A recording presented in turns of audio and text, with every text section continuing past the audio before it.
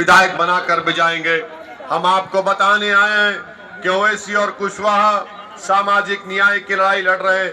आप ये भी जानते हैं कि योगी आदित्यनाथ सुबह से लेकर शाम तक 24 घंटे उनकी जबान पर क्या होता है?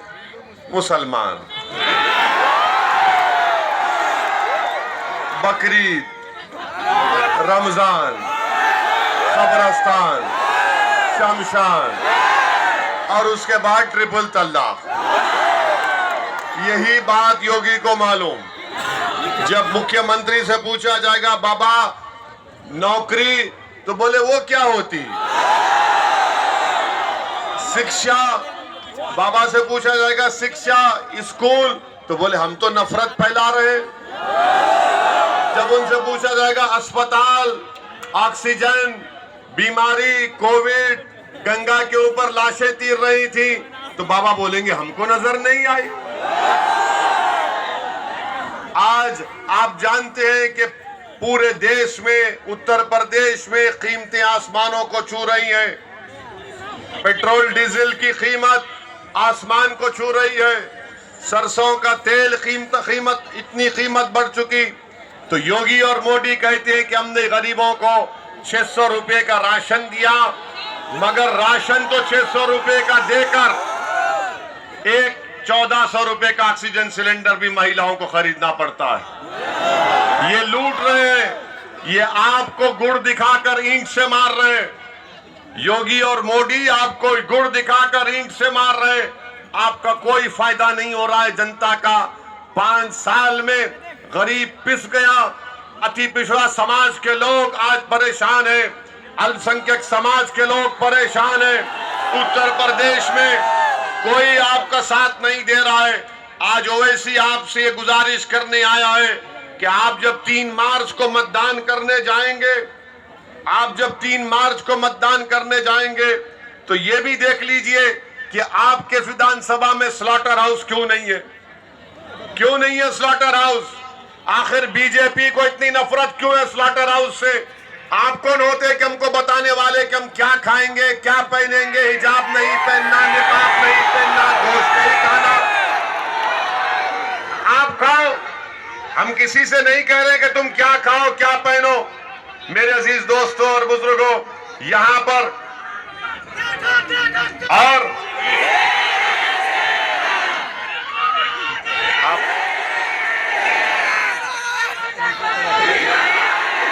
अरे भाई जिंदा है, जिंदा रहेंगे इंशाल्लाह, फिक्र मत करो आप। जालिमों ने गोलियां चलाई मगर 1 लाख भी चलाएंगे, जब तक अल्लाह नहीं चाहे हम नहीं जाएंगे।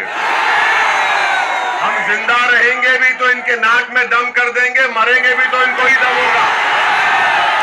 मगर आपको जिंदा रखना है। हमारी जिंदगी की अहमियत नहीं है, आपकी जिंदगी की अहमियत है। हम आपको बता रहे थे कि मोदी सरकार ने, योगी ने इस विधानसभा में स्लॉटर हाउस को नहीं खोला, और आप देखते हैं कि खेतों में पूरे उत्तर प्रदेश में सांड घुस जाता है, आवारा पशु घुस जाता है। तो देश के प्रधानमंत्री कह रहे हैं कि 10 मार्च के बाद फैसला करेंगे। यकीन मत करिए मोदी जी का, मोदी जी लंबा लंबा छोड़ने के माहिर है। उत्तर प्रदेश के मुख्यमंत्री कह रहे हैं कि मैं एक सांड को रखने के लिए 900 रुपये दूंगा। मुख्यमंत्री जी ये बताइए कि आज उत्तर प्रदेश में जो विकलांग हैं उनको महाना 1000 रुपये दिए जाते, आप एक विकलांग को 1000 रुपये देंगे और सांड को 900 रुपये देंगे? ये कौन से इंसानों से मोहब्बत की मिसाल आपको पेश की जा रही है? मेरे अजीज दोस्तों और बुजुर्गों, याद रखिए कि 19 लाख बच्चे भारत में अपने माँ बाप को खो दिए कोविड में, और 19 लाख बच्चे अगर यतीम हुए तो उसका जिम्मेदार नरेंद्र मोदी की सरकार है। अगर उन्होंने पहले से ही वैक्सीन का इंतजाम कर लिया होता तो कोविड की दूसरी वेव में 19 लाख बच्चे अपने माँ बाप से महरूम नहीं होते। जिस किसी के घर में वो बच्चे हैं यतीम हो चुके हैं, उनके दादा और दादी को, उनके चाचा को, उनके मामू को, उनके नाना और नानी को फैसला करना है कि जिस सरकार ने उनके माँ बाप को बचाने के लिए कुछ नहीं किया वो उनके वोट के हकदार भी नहीं है। मैं आपको बता रहा हूं कि 3 मार्च के दिन क्या आप मजबूरी में वोट देंगे या फिर आप मजबूती के लिए वोट देंगे? अगर आप मजबूरी में वोट देंगे तो फिर आपको डरा कर रखा जाएगा। कोई सपा वाला, कोई बसपा कांग्रेस का आकर बोलेगा बीजेपी, तो आपको मजबूरी में वोट देना पड़ेगा। अगर आप मजबूती के लिए वोट देंगे, अगर कोई आकर आपको डराएगा, बोलेगा बीजेपी, बोलेगा मोदी, बोलेगा योगी, तो आप कहना मैं अगर किसी का मजबूर हूं तो अल्लाह का हूं, इंसान का नहीं हूं। तो आपको मजबूरी में वोट मत दीजिए,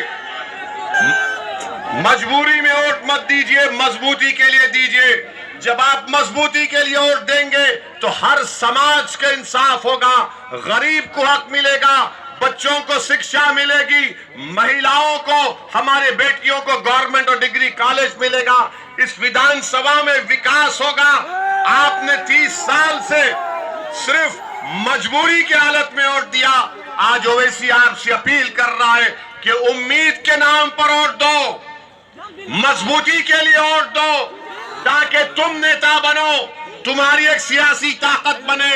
अगर आप सिर्फ मजबूरी के नाम पर वोट देंगे तो याद रखिए आपके बच्चों को, आपके बेटियों को शिक्षा नहीं मिलेगी, रोजगार नहीं मिलेगा, बैंक का अकाउंट या फिर बैंक नहीं मिलेगा, वो जमीन नहीं मिलेगी।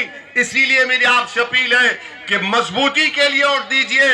और अगर कोई आपसे कहेगा कि मजबूरी के नाम पर वोट दो, डर की बुनियाद पर वोट दो, तो ओवैसी आपसे कहना चाह रहा है इस विधानसभा की गयूर जनता से कि कर्नाटका की उस बच्ची को जब 15-20 बलवाइयों ने घेर लिया तो उस बच्ची ने कहा था कि जब मुझे डर लगता तो मैं एक नारा लगाती हूं। क्या नारा लगाओगे?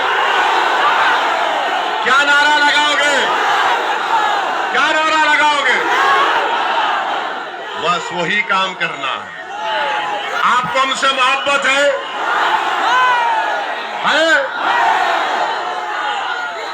तो फिर मोहब्बत का तकाजा क्या है? मोहब्बत का तकाजा यह है कि दो तरफा मोहब्बत होना, एक तरफा नहीं होती मोहब्बत। बीजेपी से जो लोग, सुनो, जो भाजपा से मोहब्बत करते हैं वो बोलेंगे नहीं 1400 रुपए का गैस सिलेंडर कोई बात नहीं, लाशें बह रही कोई बात नहीं। तो मोहब्बत दो तरफा होनी चाहिए और मोहब्बत को मजबूत करो, नफरत को खत्म करो। पतंग के निशान पर बटन दबाकर यहां से जावेद साहब को अपना नेता और विधायक बनाइए। मैं माफी चाहता हूं, आने में देरी हुई, एक और 2 जगह पर जाना है, इसलिए मैं आपसे इजाजत चाहते हैं। सलाम अलैकुम।